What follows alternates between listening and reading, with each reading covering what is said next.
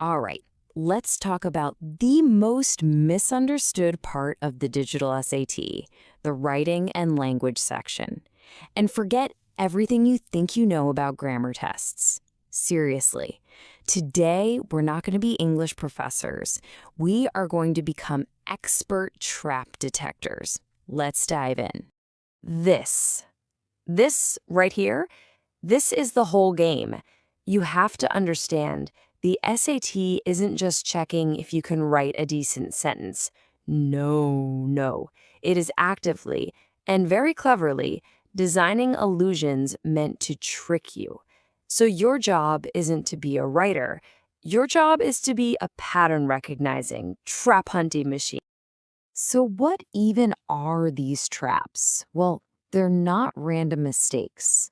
That's the key.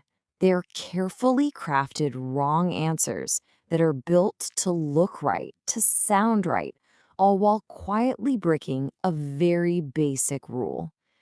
This is not a test of how well you write. It's a test of how well you can see through their tricks. And this is their number one weapon. It's your own ear. Think about it. The people who make this test, they are experts in how we actually talk. So they use phrases we all say, things that sound totally normal in conversation, but are technically grammatically wrong. Relying on what sounds right is, without a doubt, the fastest way to fall for their tricks.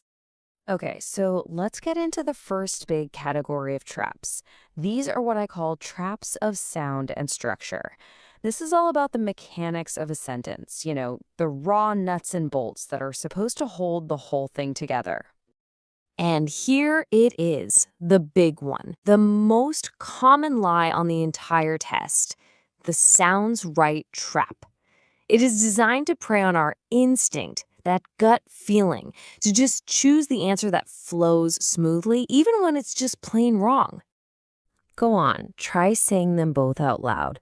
The group of scientists were excited. See? It just kind of rolls off the tongue.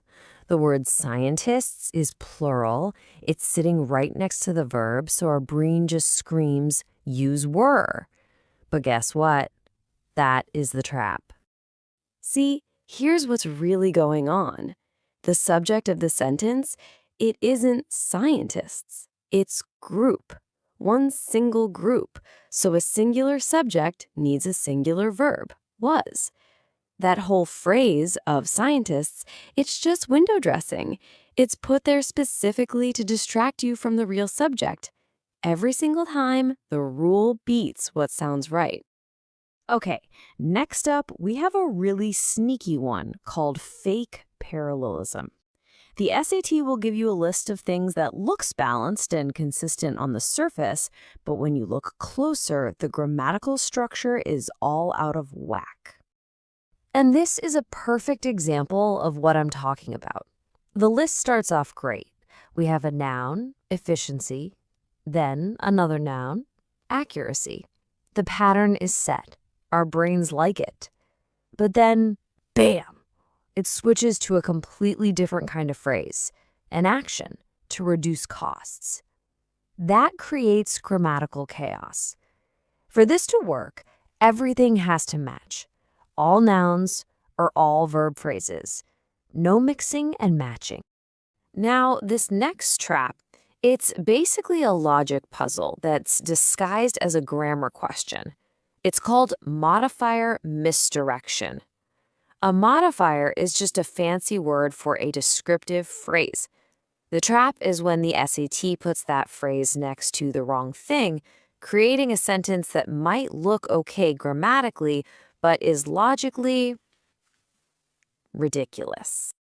I mean, just think about it. Who reviewed the data? Can a conclusion review data? No way! A person does that, right? The rule is super simple. Whatever noun comes right after that opening phrase and comma must be the thing that was doing the action. And the fix is actually pretty straightforward. You just have to make sure the one doing the action, in this case, the scientists, comes right after the description of that action. Then the connection is logical, it's clear. So you always have to ask yourself, is this description pointing to the right target? Okay, so we've covered the skeleton of the sentence. Now let's move on to its brain. This next batch of traps is all about logic and meaning, how the ideas actually connect and flow. Oh, the SAT loves this one.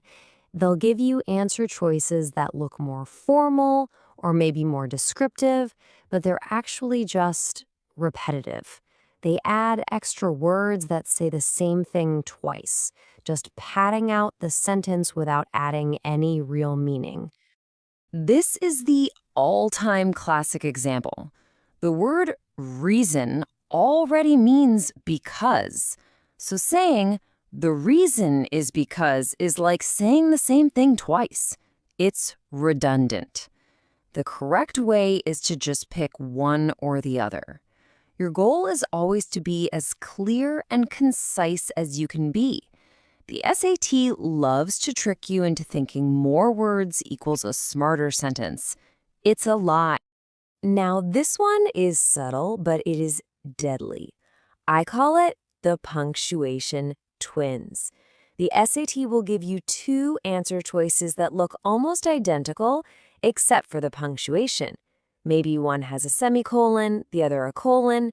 Both might seem okay, but only one serves the actual logical purpose that the sentence requires. So here's the deal. You have to stop thinking of punctuation as just pauses. Think of it like math symbols. A semicolon is basically an equal sign. It connects two complete, closely related sentences. A colon is an arrow. It points forward and says, hey, here comes an explanation or a list. And a comma, it's just a soft separator. Once you match the punctuation to the logic, the right answer just pops out. So we've covered traps in the sentence's structure and its logic, but the last, and honestly the most dangerous trap of all, isn't even on the page. It's inside your own head.